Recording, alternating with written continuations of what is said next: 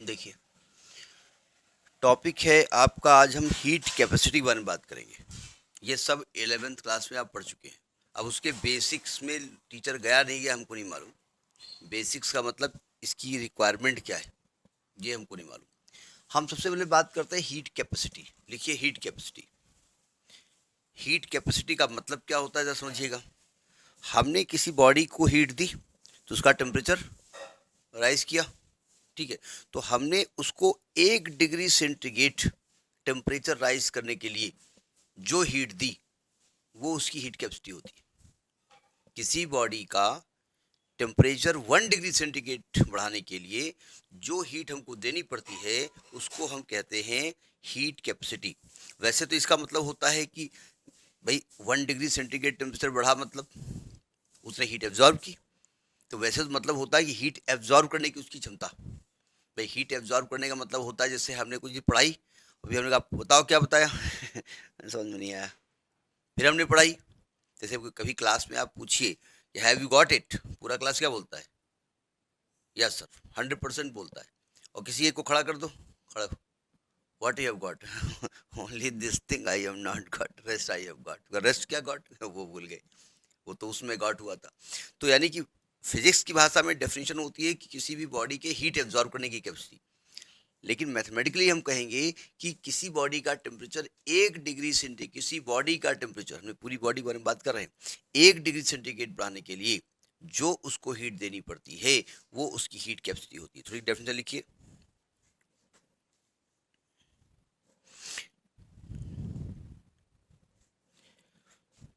If a material, if a material, ये ना लिखिए, छोड़िए मटेरियल तो थ्योरी शॉर्ट में लिख पाएंगे, छोड़िए, ये आती आती है नहीं। The heat given to a body या heat given to a body are absorb by the body. अब एब्जॉर्ब इसलिए नहीं कर रहे हैं कि भाई हीट देगी तब तो एब्जॉर्ब करेगी ना। Heat given to the body to change its temperature, to change its temperature by unity, by unity is known as, unity बोले तो 1 डिग्री सेंटीग्रेड। एक बात ध्यान रखिएगा, चेंज इन टेम्परेचर जहां दिया हो वहां आप 1 डिग्री सेंटीग्रेड भी कह सकते हैं और उसको 1 केल्विन भी कह सकते हैं। क्यों? क्योंकि जैसे मान लिया भाई 0 डिग्री सेंटीग्रेड है तो इसको केल्विन में बदलने का तरीका क्या होता है? इसको 273 प्लस करेंगे तो ये बदल जाएगा किसमें? केल्विन में। अब हमने मान लिया ये 5 डिग्री सेंटीग्रेड कर दिया तो ये 278 हो गया ना। तो इसमें कितना चेंज हुआ? 5 का। इसमें कितना चेंज हुआ? 5 का। सेम है ना। तो अगर कहीं टेम्परेचर चेंज दिया हो तो उसकी यूनिट केल्विन लिखो चाहे डिग्री सेंटीग्रेड लिखो, दोनों बातें ठीक है, ठीक है। तो क्या लिखा?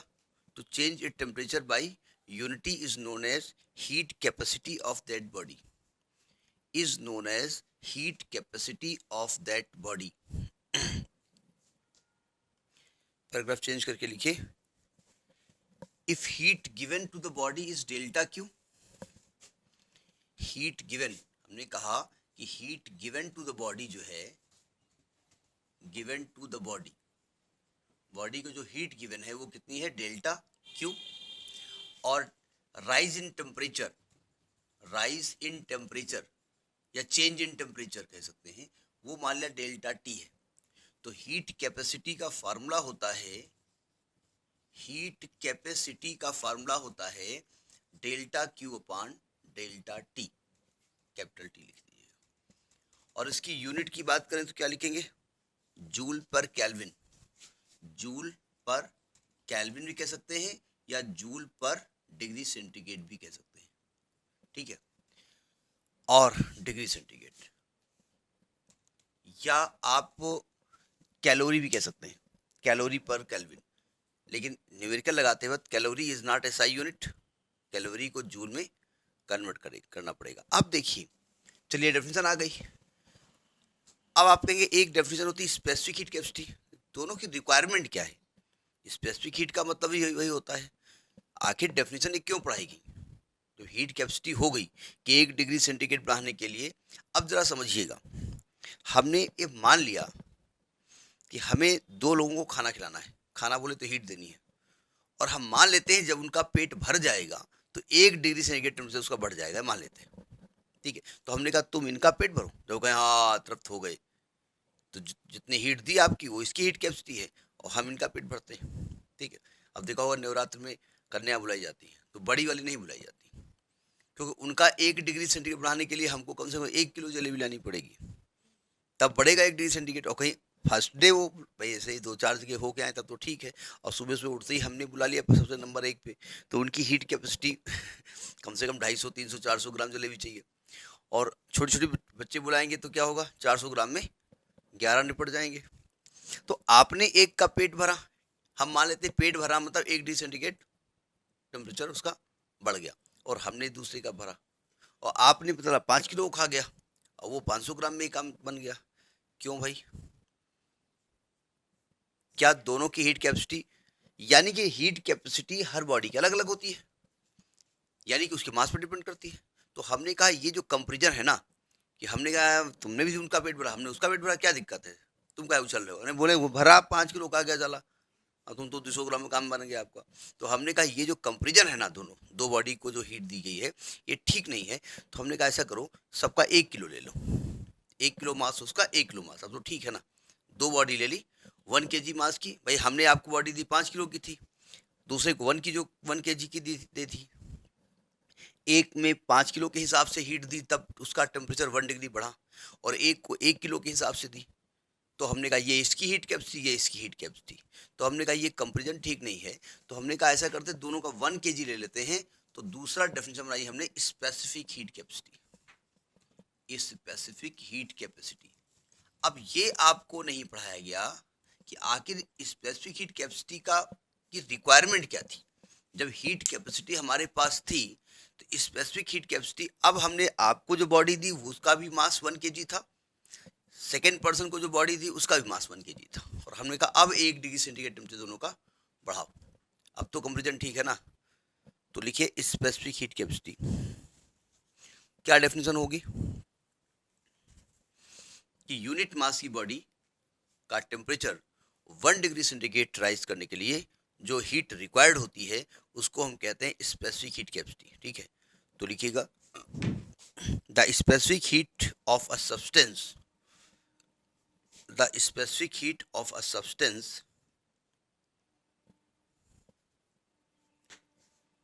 is the amount of heat required, is the amount of heat required to raise the temperature of the body, to raise the temperature of the unit mass of a body, of the unit mass of a body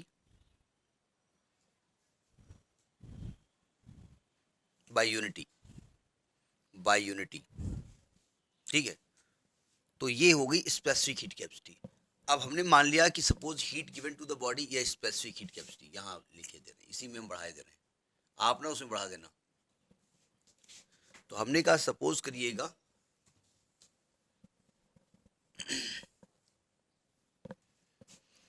कि heat given to the body delta Q है, rise in temperature delta T है, mass of the body M है, mass of body है M, ठीक है। तो specific heat capacity क्या होगी, स्पेसिफिक हीट कैपेसिटी क्या होगी, इसको सी से डिनोट करते हैं, होता है डेल्टा क्यू अपान एम इंटू डेल्टा टी, ये स्पेसिफिक हीट कैपेसिटी है। यानी हम यूनिट मास ले लिया, यूनिट क्या होगी इसकी, क्यू की होगी जूल, अपान मास की होगी केजी, और डेल्टा टी की आप डिग्री सेंटीग्रेड लिखिए या केल्विन लिखिए, दोनों को। अब डेल्टा टी कैपिटल लिखा है, स्मॉल लिखा, उससे कोई फर्क क्या नहीं पड़ रहा है, लिख दो कैपिटल लिख दो। तो ये हो गया स्पेसिफिक हीट कैपेसिटी।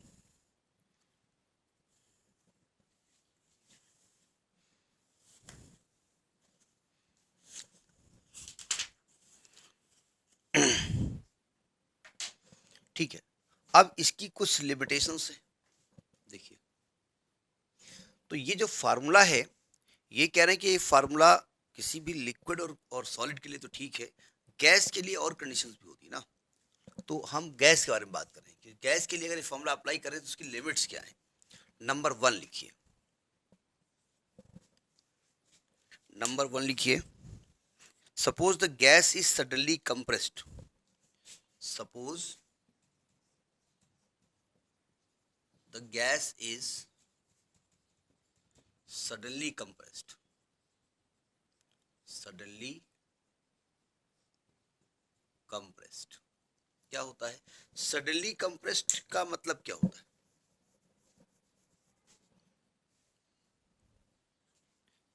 आपने ये कंसेप्ट पढ़ा है, एडियाबेटिक और आइसोथर्मल बहुत सारे पढ़े हैं, ठीक है। मतलब सडनली कंप्रेस का मतलब होता है आपने हीट कोई सप्लाई नहीं की, टेम्परेचर तभी बढ़ जाएगा उसका। अगर सडनली कंप्रेस कर रहे हो टेम्परेचर तभी बढ़ जाएगा, लेकिन आपने कोई हीट उसको सप्लाई नहीं की है, ठीक है। तो सडनली कंप्रेस में लिखिए, थोड़ी कहानी लिखिए इसमें, कहानी no heat is suddenly compress लिखिए, no heat is supply to the gas, no heat is supply to the gas but temperature will rise, temperature will rise. तो आपने जब हीट ही उसको सप्लाई नहीं की लेकिन टेम्परेचर उसका बढ़ गया, इसका मतलब क्या हुआ? या यूं समझिए कि सिलेंडर में गैस भरी है, एकदम से आप उस पिस्टन को उठा दीजिए, एकदम से उठा दीजिए, तो एकदम से कम एक्सपेंड हो गई, उसका वॉल्यूम बढ़ गया, टेम्परेचर उसका डाउन हो गया, लेकिन हीट बाहर से अंदर या अंदर से बाहर नहीं गई इतनी जल्दी। तो यानी कि यहाँ पर डेल्टा क्यू क्या हो जाएगा? जीरो हो जाएगा। मतलब हीट को कम, अगर हम ये एग्जाम्पल समझें कि हमको उसका टेम्परेचर बढ़ाना है, तो टेम्परेचर बढ़ाने के दो तरीके, हमने हीट दी, टेम्परेचर बढ़ाया। दूसरा तरीका क्या हो गया कि हमने गैस को एकदम से कंप्रेस कर दिया। जब कंप्रेस कर दिया तो यानी कोई हीट हमने उसको सप्लाई नहीं की, लेकिन उसका टेम्परेचर बढ़ा, तो डेल्टा क्यू जीरो यहाँ पर हो गया। सो सी बराबर कितना हो जाएगा? सी बराबर हो जाएगा 0/m इंटू डेल्टा टी, यानी वैल्यू क्या होगी? जीरो। यानी कि इस केस में स्पेसिफिक हीट कितनी होती है? जीरो। आपसे स्पेसिफिक हीट कही है, स्पेसिफिक हीट कैपेसिटी कही है, बात वही है। आपसे क्वेश्चन शॉर्ट में पूछ लिया गया, ये डेल्टा टी कैपिटल लिखिएगा हर जगह, वो आदत पड़ी है स्मॉल लिखने की। आपसे पूछ सकते हैं कि gas is suddenly compressed and temperature of the gas rises, then what will be its specific heat capacity? तो आप लिखेंगे जीरो, क्योंकि कोई भी उसको हीट नहीं दी गई है। नंबर 2 लिखिए।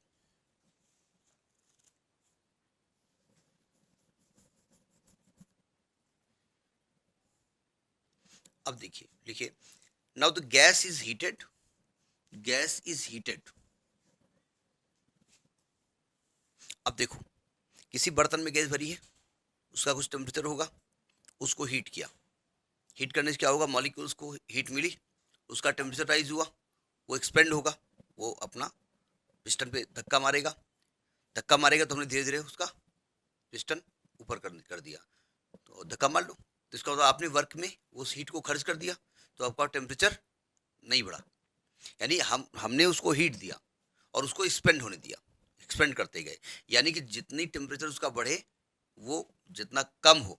भाई जब एक्सपेंड करोगे तो टेम्परेचर डाउन भी तो होगा ना, तो मतलब आप हीट दे रहे हो, टेम्परेचर बढ़ा रहे हो, और एक्सपेंड भी करते जा रहे हो, तो टेम्परेचर उसका गिर रहा है। तो इस प्रकार से करें कि जितना टेम्परेचर बढ़े उतना ही डाउन हो, यानी कि उसका टेम्परेचर राइज ना हो।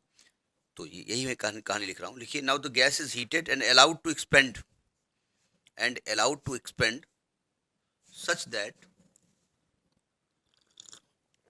such that there is no rise in temperature, there is no rise in temperature, no rise in temperature, that is delta T क्या होगा? जीरो। सो सी बराबर क्या होगा? एम डेल्टा क्यू अपान एम इंटू जीरो, यानी सी इसका infinite हो जाएगा, क्योंकि आप उसका टेम्परेचर बढ़ ही नहीं रहा है, आप हीट देते जा रहे हो, ठीक है, उसका टेम्परेचर राइज ही नहीं हो रहा है, ठीक है। तो ये दूसरी कंडीशन यहाँ हुई जाकर के। नेक्स्ट लिखिए,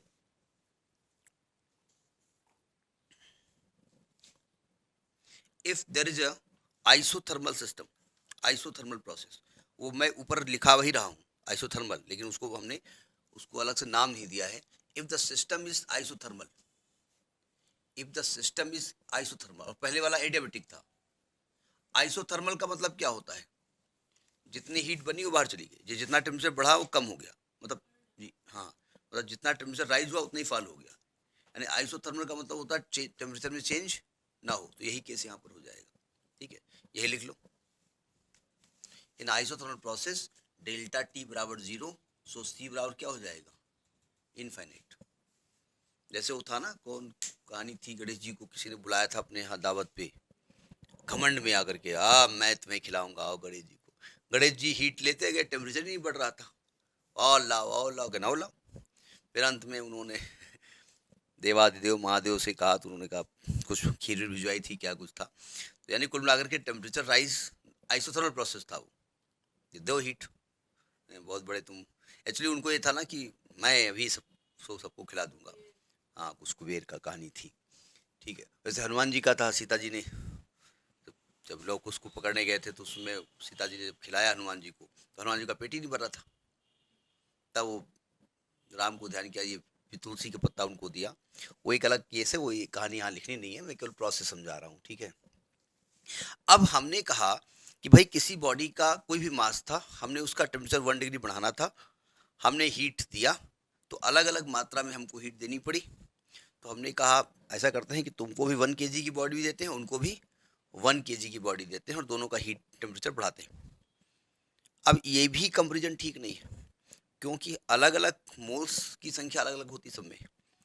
अगर 1 kg दे देंगे या 1 ग्राम दे देंगे, तो 1 ग्राम बॉडी में किसी में नंबर ऑफ मोल्स कुछ होंगे, किसी में कुछ होंगे, मोल्स अलग अलग होते हैं, नंबर ऑफ मोल्स। तो हमने कहा ठीक नहीं, अब एक एक मोल बॉडी दो, तब कंपेरिजन ठीक रहेगा। तो लिखिए मोलर स्पेसिफिक हीट। एक मिनट एक मिनट, पहले इसी को थोड़ी कहानी बढ़ा लीजिएगा, इसी की कहानी थोड़ी बढ़ा लीजिएगा, क्योंकि मोलर में बाद में आएंगे। देखिए ध्यान से, अब हमको किसी बॉडी का 1 kg बॉडी यानी यूनिट मास बॉडी का टेम्परेचर 1 डिग्री बढ़ाना है। टेम्परेचर बढ़ाने के दो तरीके होते हैं। हमने गैस ली, हम गैस की बात यहाँ कर रहे हैं, गैस ली और पिस्टन टाइट कर दिया, नहीं पिस्टन को एक्सपेंड नहीं करेंगे और उसको टेम्परेचर बढ़ाएंगे, ठीक है, या हीट देते रहेंगे। तो ये सिस्टम कैसा होगा, वॉल्यूम चेंज कर दिया ना आपने, फिक्स कर दिया, तो कांस्टेंट वॉल्यूम पे टेम्परेचर बढ़ा रहे हैं। और एक होता है कि आपने उसको फ्री कर दिया, यानी कि पिस्टन अपने आप ऊपर उठ सकता है, तो कांस्टेंट प्रेशर होगा। तो लिखिए specific heat at constant volume, specific heat at constant volume, specific heat at constant volume. यानी अब हम क्या करेंगे कि किसी गैस सिलेंडर में वॉल्यूम फिक्स कर देंगे, मतलब पिस्टन को फिक्स कर देंगे, पिस्टन मूव नहीं कर सकता, और अब उस यूनिट मास की बॉडी का टेम्परेचर 1 डिग्री बढ़ाएंगे, तो उसको कहेंगे specific heat at constant volume. तो लिखिए it is the amount of heat, it is the amount of heat required to raise the temperature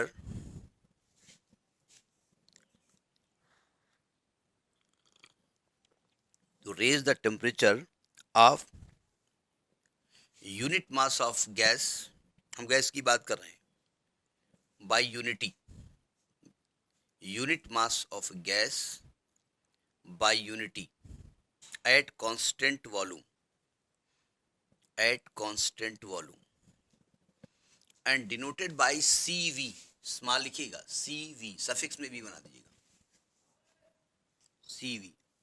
definition वही है, फॉर्मूला वही है, डेफिनेशन भी वही है, केवल यहाँ पर किया क्या है, वॉल्यूम को कांस्टेंट कर दिया गया। नेक्स्ट लिखिए specific heat at constant pressure, specific heat at constant pressure. तो जो डेफिनेशन में आपने कांस्टेंट वॉल्यूम लिखा है ना, और वहीं पर वर्ड चेंज कर दिए, कांस्टेंट प्रेशर कर दीजिए, वहीं ना काट देना। तो लिखिए definition, it is the amount of heat, it is the amount of heat required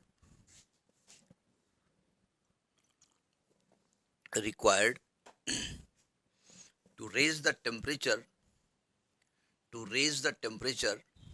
of unit mass of gas by unity when the pressure is kept constant,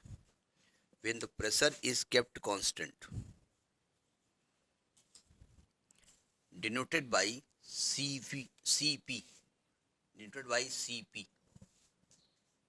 suffix में P है ये। अब एक कंसेप्ट आता है कि वे सीपी और CB में बड़ा कौन है। तो सीपी, एक क्वेश्चन लिखिएगा, CP is greater than CV. ये एक तरीके से क्वेश्चन मार्क है, इसको एक्सप्लेन करना है। CP is greater than CV, पहले दोनों का मतलब समझिएगा। सीवी का मतलब होता है कि पिस्टन के जो गैस सिलेंडर है उसके पिस्टन के ऊपर हमने एक वेट रख दिया है, यानी अब पिस्टन को धक्का मार के उसको एक्सपेंड नहीं किया जा सकता है। और सीवी का मतलब होता है, सीपी का मतलब होता है कांस्टेंट प्रेशर, का मतलब होता है कि हमने पिस्टन के ऊपर कोई वेट नहीं रखा है, अब धक्का मार करके वो एक्सपेंड हो सकता है। ठीक है, जरा समझने की कोशिश करिएगा। हमने दो केसेस लिया, एक केस ये लिया, ये सिलेंडर है, ये पिस्टन है, ये सब 11th में पढ़ चुके हैं आप। ठीक है, इसका मतलब ये नहीं कि एग्जामिनेशन पूछा जाएगा तो आप हम तो 11th पढ़ चुके हैं, छोड़ो, छोटी छोटी बातें करते हो, तो ये नहीं करेंगे आप। और थोड़ा यहाँ पर ज़्यादा लिखना पड़ेगा, थोड़ा सब कुछ एक्सप्लेन करना पड़ेगा। अब देखो यहाँ गैस भरी हुई है ना, यहाँ पर हमने कुछ वेट रखा हुआ है। अब वेट ऐसे रखा था, कैसे रखा था वो तुम जानो, डायग्राम हमको बनाना नहीं आता। ये वेट रखा हुआ है, यहाँ वेट नहीं रखा हुआ है, यानी यहाँ पर क्या कांस्टेंट है, यहाँ पर वी कांस्टेंट है ना। और यहाँ पर क्या है, इसके अंदर ही लिख दो, यहाँ पर वी जो है वो कांस्टेंट है और यहाँ पर पी जो है वो कांस्टेंट है। ठीक है, जरा समझ लीजिए पहले। अब हमने क्या किया, इन दोनों को हीट दी, कैंडल जला दी, कैंडल मतलब नहीं, बर्नर जला दिया। अब ये हीट दी, हमको डायग्राम बनाना नहीं आता था, हमने किसी को बनाते हुए देखा था कैसे बनाई जाती, तो बनाना सीख लिया। नहीं, हमको नहीं आता, नहीं आता, जरा सुनिए, सावधान बनाइए बाद में। देखो, अगर हम इस केस में आते हैं, मैं सीपी लिखा था ना, इस केस में आते हैं, जब हम इसको हीट देंगे, गैस को जब हीट मिलेगी तो गैस क्या करेगी, एक्सपेंड होगी, एक्सपेंड होगी ना, तो एक्सपेंड होके धक्का मारेगी, पूरे सिलेंडर में मारेगी। लेकिन अब चूंकि पिस्टन फ्री है, तो जब पिस्टन को धक्का मारेगी तो पिस्टन डिस्प्लेस हो जाएगा। तो वर्क किया, किसने वर्क किया, गैस ने वर्क किया। गैस ने वर्क किया यानी जो हमने हीट के रूप में एनर्जी दी थी गैस ने खर्च कर दिया। तो क्या गैस का टेम्परेचर बढ़ेगा, नहीं बढ़ेगा। भाई हमने तो दिया था आप टेम्परेचर बढ़ाओ, ठीक है बेटा, ये लो पैसे, आराम से रहना, और तुम ले आओ फॉर्च्यूनर गाड़ी। भाई फादर ने दिया कि भाई ये 50 लाख, वैसे फादर होंगे जो देते होंगे 50 लाख, यहाँ तो पता चला अकाउंट में कितना पैसा पड़ा है मरे के बाद 25 रुपया पड़े या 25,000 पड़े, इससे ज़्यादा मिलेगा ही नहीं। तो यानी कि, एक मिनट, यानी कि हमने इसको हीट दी, इन भाई साहब ने वर्क में खर्च कर दी। अब हम, यानी टेम्परेचर इसका नहीं बढ़ा। अब अगर हम इसका टेम्परेचर बढ़ाना चाहते हैं तो हमें और इसको हीट देनी पड़ेगी। ठीक है, यानी कि इसको दी गई हीट दो कामों में खर्च हुई, एक तो work done by the gas on the piston, और second to rise the temperature. इस केस में क्या हुआ, जो हीट दी वो वर्क में खर्च हुई, क्योंकि वॉल्यूम कांस्टेंट है, तो वर्क तो किया नहीं गैस ने, तो जितना टेम्परेचर किया वो क्या किया, उसने डंप कर लिया, यानी उसने अपना टेम्परेचर केवल राइज किया उस हीट से। तो नहीं, दोनों केसेस में, ये फर्स्ट केस है सेकंड केस है, दोनों में कितनी, किसमें हीट ज़्यादा देनी पड़ी, सेकंड केस में। इसका मतलब सीपी सीवी से बड़ा है। लैंग्वेज समझ में आई। अब थोड़ी कहानी लिखिए, इसको दूसरी भाषा में आप समझ सकते हैं, वो पहली भाषा में समझो ज़्यादा ठीक है। लिखिए, सीपी का मतलब पहले हम बात करने जा रहे हैं, विंड कांस्टेंट प्रेशर के बारे में बात करने जा रहे हैं। A vessel fitted with a piston, a vessel fitted with a piston contains 1 mole of a gas, contains 1 mole of a gas.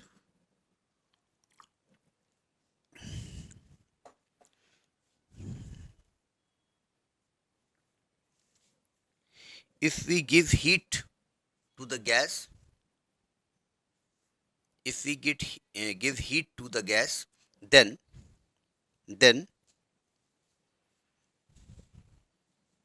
the gas will expand. The gas will expand. In first case, the volume is kept constant, the volume is kept constant, so gas will not do any work on the piston. Gas will, भाई temperature देने पर kinetic energy बढ़ेगी molecules की, बार बार जाकर के piston को heat तो करेंगे लेकिन पिस्टन का कुछ बिगाड़ नहीं पाएंगे क्योंकि पिस्टन फिक्स है, वो एक्सपेंड नहीं होगा। क्या लिखा?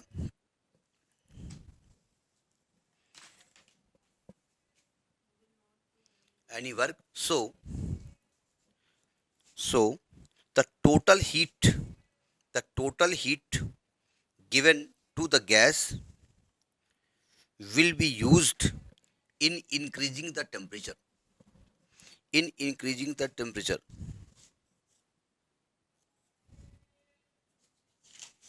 in increasing the temperature।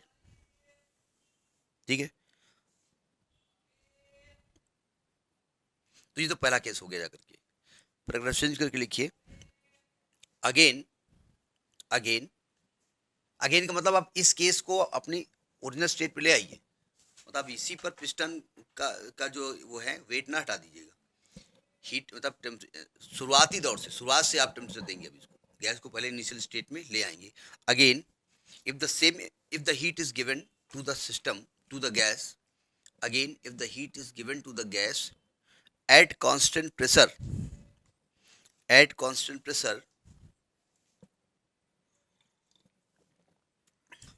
then gas will expand, gas will expand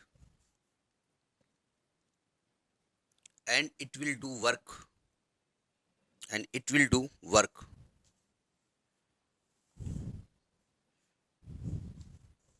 do work. It means some heat is utilized in doing work, some heat is utilized in doing work,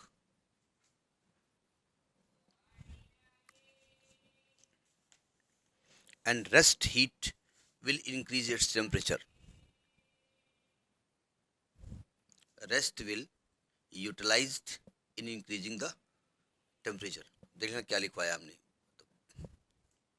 अब ये वो वाली अंग्रेजी नहीं है शेक्सपियर वाली कि बिल्कुल साइंटिफिकली और बिल्कुल ग्रामेटिकली मत सब नहीं है, सब टिकली ठीक है, सेंस निकलना चाहिए। जब कोई एग्जाम में लिखोगे तो आप अपनी भाषा में लिखोगे ना, वो भी ये नहीं याद रहेगा, ये रट के थोड़ी जाओगे इसके बाद एम लगा, एम के बाद आवाज लगा। समझ में बात? So CP is greater than CV, CP is greater than CV.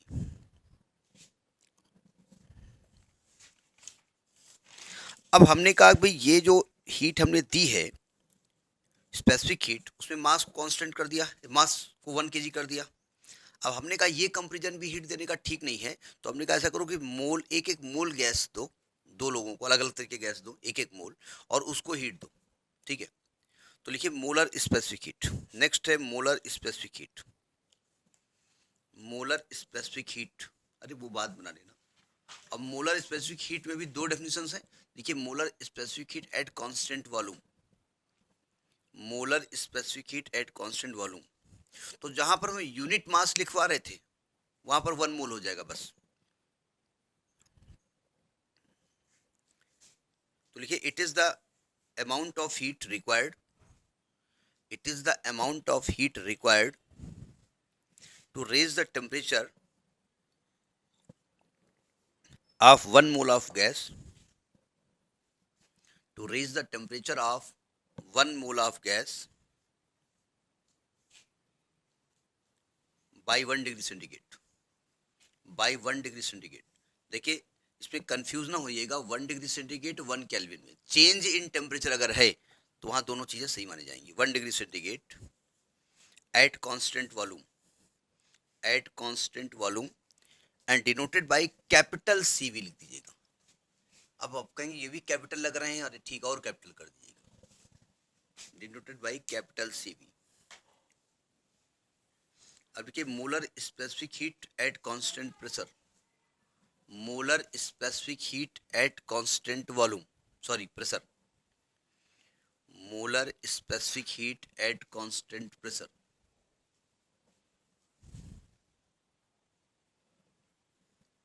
तो वो डेफिनेशन जो पीछे वाली थी सेम डेफिनेशन लिखी जाएगी, केवल एट कांस्टेंट वॉल्यूम की जगह एट कांस्टेंट प्रेशर हो जाएगा। तो लिखिए it is amount of heat required, it is the amount of heat required to raise the temperature of 1 mole of gas by 1 degree centigrade। अब 1 डिग्री सेंटीग्रेड लिखो, 1 kelvin लिखो, unity लिखो, बात हुई 1 degree centigrade at constant pressure,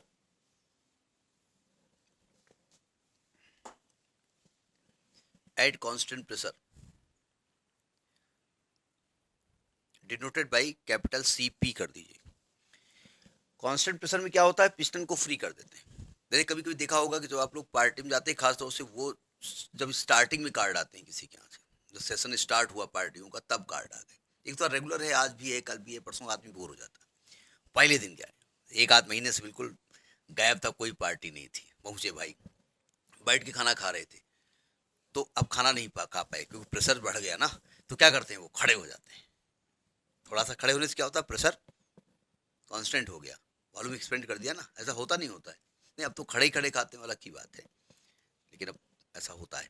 खड़े खड़े खाने का कंसेप्ट भी बनाया गया था कि जितना लोगों को भूख हुई उतना आदमी खाएगा और मैन पावर की कमी होगी। लेकिन आदमी क्या करता है, भीड़ बहुत रहती है और पहले दांव में उसको मारना होता है, तो इतना परस लेता है, ये सब फिर बाद में फेंकता है वो।